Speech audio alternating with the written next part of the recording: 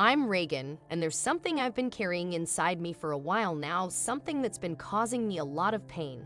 It's about my mom and her struggle with anger issues that have spiraled out of control. The way she's been raising me has taken a dark turn, and I find myself at a loss for what to do. You might be wondering about my dad's role in all of this. Well, my dad is actually stationed on the other side of the world because he's a soldier, and I rarely get to see him. I often wish he were here because things have really escalated. You see, my mother used to have a daily routine where she'd check my school grades. Every afternoon, she'd prepare a quiz and ask me questions related to the subjects I was studying in school. If I couldn't provide the answers, my mother's anger would flare up. I lived in constant fear of not knowing the answers. It was terrifying, guys. But one day, I made a grave mistake. I decided to skip studying because she had forgotten to quiz me. I saw it as an opportunity to enjoy some free time, doing the things I truly loved, like chatting with friends and socializing, watching videos, and engaging in other fun activities.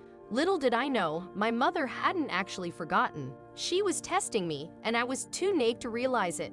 It was only when she abruptly woke me up the following morning, holding 2 pieces of paper in her hand, that I finally understood the gravity of my mistake. She was prepared for the quiz, but I wasn't. So when she began asking me questions, I found myself unable to respond.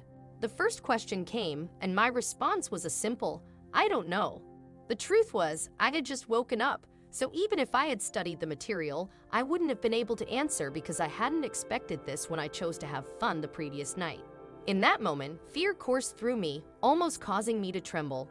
She grew increasingly agitated, rising from her seat and slamming her hands onto the table while shouting, "Answer me." I couldn't utter a word. I was paralyzed. My mind still couldn't process how this had all unfolded. She wasn't supposed to remember in the morning. Well, as it turned out, she never truly forgot. There I stood, feeling defenseless, like a bewildered puppy cast out into the street, not knowing what to do. Having failed to answer the first question, she swiftly moved on to the second, demanding that I rephrase Aaron's first law. The only thing that came to mind at that moment was our former neighbor, Aaron, who had been arrested for breaking the law. But this had nothing to do with science. "Stop thinking and answer me," my mother yelled in a voice that seemed capable of shattering windows. She proceeded to lecture me on the importance of studying to become an A student, insisting that it was the only path to success in life. The more she shouted, the darker her eyes grew. Then she realized that my brother and I were running late for school, and that's when her anger escalated to an entirely different level. And I mean really, really angry. She began screaming at the top of her lungs, and her sole target was, as you might have guessed, me. She was in my face, in my eyes, in my ears, screaming like a deranged, starving animal, foaming at the mouth, blaming me for everything.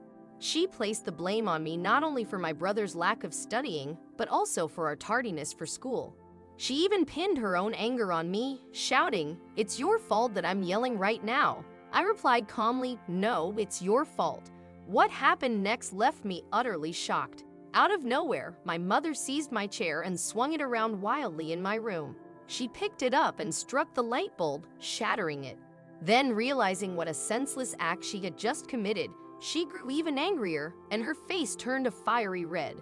She proceeded to slam the chair onto the furniture where I used to keep all my teddy bears and dolls. She had completely lost control. I had never witnessed my mother like this before in my entire life. It was as if a monstrous force had taken over her, with a singular mission of destruction. Her eyes burned with intensity as she advanced toward me, still clutching the chair in her hands. I quickly sought refuge in my closet just moments before my mother swung the chair one last time, intended for me, but it struck the floor instead, breaking the chair. I had seen my mom angry in the past, but never to this extent. I initially thought it was a one-time occurrence, that things would return to normal soon. Little did I know what lay ahead in the future. To my astonishment, these anger issues began to escalate, becoming more physical, and this time, involving both of us. Even when my father returned home for good, the confrontations continued. When he was present, she would engage in arguments as much as possible, but as soon as he left, she would escalate her behavior to a truly frightening level. It was evident that she had serious anger management problems, and my brother and I could no longer bear it. However, we couldn't bring ourselves to confide in my dad. She would manipulate him, making him believe that we were simply fabricating stories. So whenever my brother and I attempted to discuss these conflicts with him, he would dismiss us with comments like, "You kids have quite an active imagination." He remained unaware that we were speaking the truth. He even placed the blame on us for the broken light bulb after my mom informed him that we had broken it while playing ball in the house. It was exasperating to be held responsible for everything she damaged during her outbursts. Overall, it felt like an endless cycle of the same arguments. I thought I was trapped in this pattern until I turned 14, and my mother's behavior underwent a sudden transformation. One day, she began acting unusually happy for no apparent reason. She smiled more and started going out frequently, which meant fewer fights at home. For a while, we managed to avoid any major conflicts for 2 months.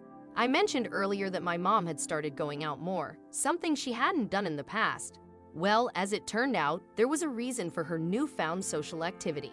You won't believe it, and I certainly didn't at first when I started noticing the signs.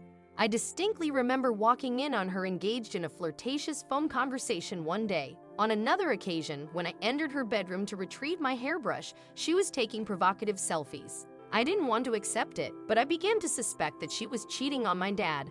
I even witnessed her getting into a car with another man on one occasion. I never discussed it with anyone because I believed it was for the best. I understand that you might think I should have told my dad, but well, at least the constant fighting had subsided, and that was reason enough for me to keep what I had observed to myself. I realized that what she did to my dad was unforgivable, and by not telling him, I may have also acted poorly. As long as I could avoid her volatile, angry side, I made a silent vow not to disclose anything. The mere sight of her was enough to terrify me into keeping her secret. Plus, what if my father didn't believe me? Can you even imagine his reaction if I told him about my suspicions that my mom was being unfaithful? I mean, he had already blamed us for the broken light bulb, the chair incident, and the damage to my doll shelf. No, I didn't want to take the risk. So for several years, I remained tight-lipped and carried on with my life. I began to notice that my mom was conversing with other people more frequently than before, and that's when I truly started to question whether she was genuinely a good person. I couldn't understand why she would inflict such pain on her own family. I didn't want to become like her. I yearned to confide in my father, to be fair to him, and reveal the entire situation. But something inside me kept me silent, and as time passed, the guilt and turmoil inside me grew more intense. Until one fateful day when we had a major family altercation, all thanks to my mom's unresolved anger management issues. The argument ignited over some unwashed dishes. Can you believe it? She was ready to launch a full-blown confrontation over a few dirty dishes. I had had enough. The moment I sensed the confrontation brewing, I made a life-altering decision. I resolved to finally inform my father about my mother's infidelity. My mom began shouting at me at the top of her lungs, all because of those dishes. I remained composed, hoping to give her a chance to calm down, but she refused. She hurled insults at me, and eventually I couldn't contain myself any longer. I started yelling back at her, expressing my frustration with her anger issues, branding her as a terrible mother, and condemning her for not deserving my father due to her unfaithfulness. Everything came to a halt. I couldn't believe the words that had just escaped my lips. The four of us were seated at the table, my father, my brother, my mother, and me. My father and brother wore expressions of shock. My brother promptly rose from his seat, grabbed his plate, and left for another room. My mother, on the other hand, feigned ignorance, acting as if she had no idea what I was talking about. However, it was my father's reaction that caught me off guard. He appeared strangely composed, as though nothing unusual had occurred. Deep down, I suspected he had already grasped the painful truth, just as I had. In most love dramas, you might expect a heated and explosive argument to ensue, but the reality unfolded quite differently from what I had anticipated. After I uttered, "Dad, she's cheating on you," there was a long, pregnant pause before he responded with, "I know." My mother continued to feign cluelessness, but we weren't buying it. I retreated to my room, and so did my dad. My mother was left alone in the living room. Lying on my bed, I began to grasp, for the first time in my life, that my family was on the brink of disintegration. Eventually, it all came to an end, and my parents separated. They began living in different houses, and I found myself shuttling between the two. It was an incredibly summer time, especially when I was alone with my mom. When she was out, things were peaceful, but the moment she returned, we would engage in intense arguments, and it was entirely her doing. She would completely ignore me, engrossed in conversations with her friends. Whenever I dared to ask her something, she would reluctantly put her phone down, and her frustration would rise like an untamed beast. I often prayed to my father, begging to live with him permanently, but he explained that it wasn't possible, so I had to continue shuttling back and forth between my parents' homes. When I was at my dad's place, everything was peaceful and serene.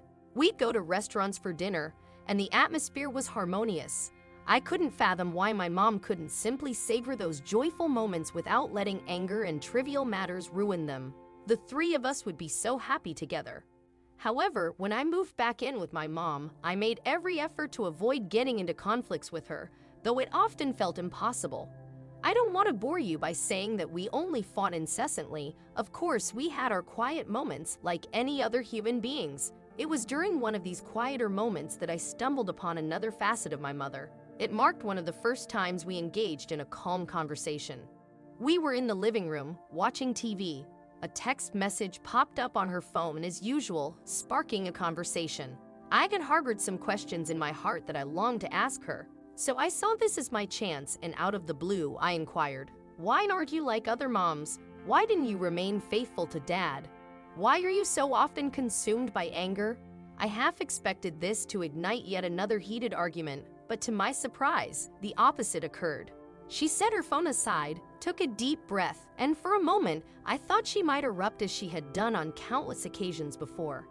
However, she began speaking calmly, her voice laced with a profound seriousness. This time, it was clear that she genuinely wanted me to listen, and I was all ears as she prepared to unveil the root of every fight and struggle we had ever experienced. She started by explaining that she hadn't always been this way. She hadn't always been consumed by anger. In fact, when she was my age, she was described as someone who often wore a smile and exuded happiness. I found it hard to believe. My mother, smiling and happy.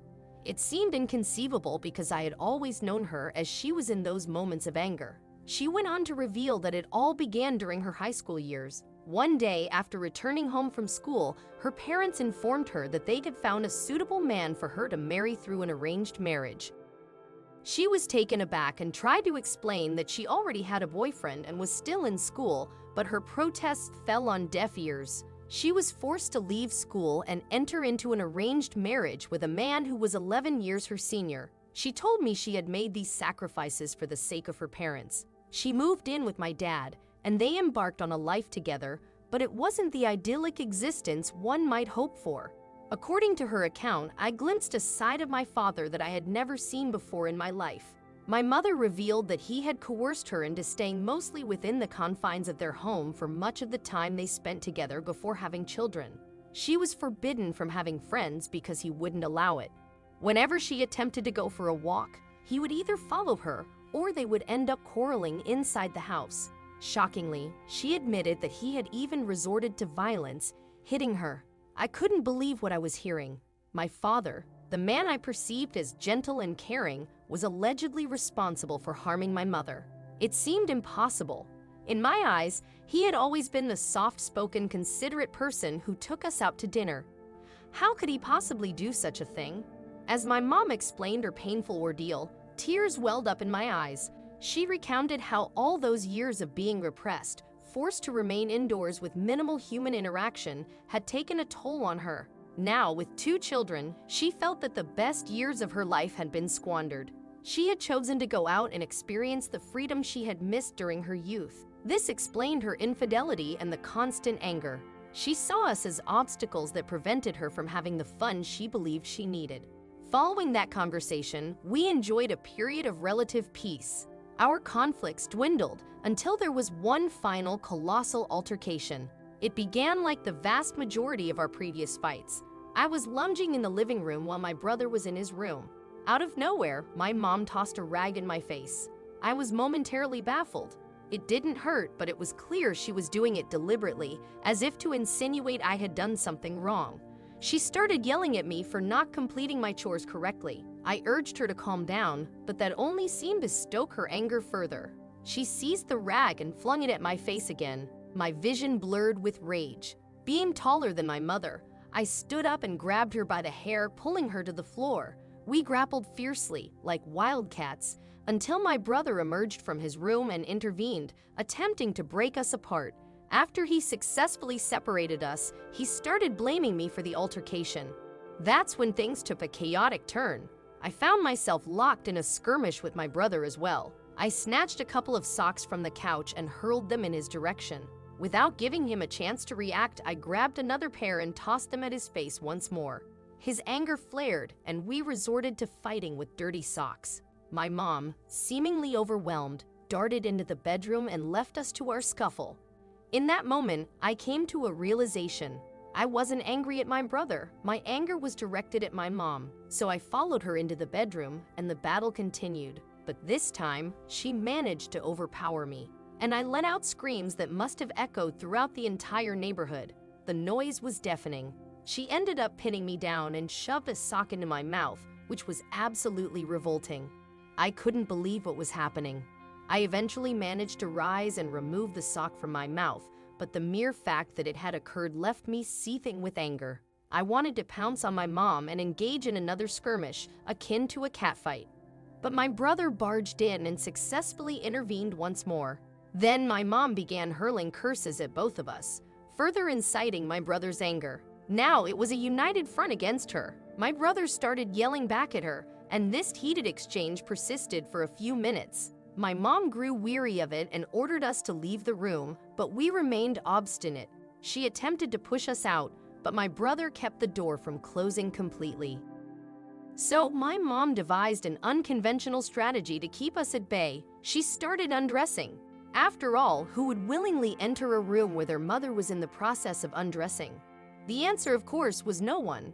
Nobody wants to witness that kind of scene, which is why we typically avoided the room when she was getting out of the shower. Eventually, she succeeded in ushering us out by getting ready for a shower. We were still angry, but there was a bizarre sense of humor about the situation. You might be thinking I'm crazy right now, but this was the environment I had grown up in.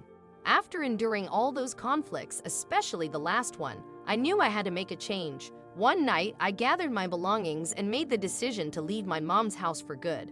My brother went to live with my dad on a permanent basis, and as for my mom, she simply told us she was going to France with one of her boyfriends. We sporadically communicated over the phone, but gradually, I lost contact with her. Later on, I discovered that she had ended up in jail due to her association with the wrong crowd. It turned out her boyfriend was involved in drug dealing, and they were apprehended at the airport carrying a bag full of cash with no reasonable explanation for its source. Now, I speak to her perhaps once a month, and she has been incarcerated for 2 years. I do feel a twinge of sympathy for her, but at the same time, I can't forget how my family was torn apart due to my mother's anger management issues. I'm uncertain whether I will ever be able to forgive her in the future. For now, I am focused on living day by day, cherishing the peaceful moments and endeavoring to keep my mind from dwelling on the past.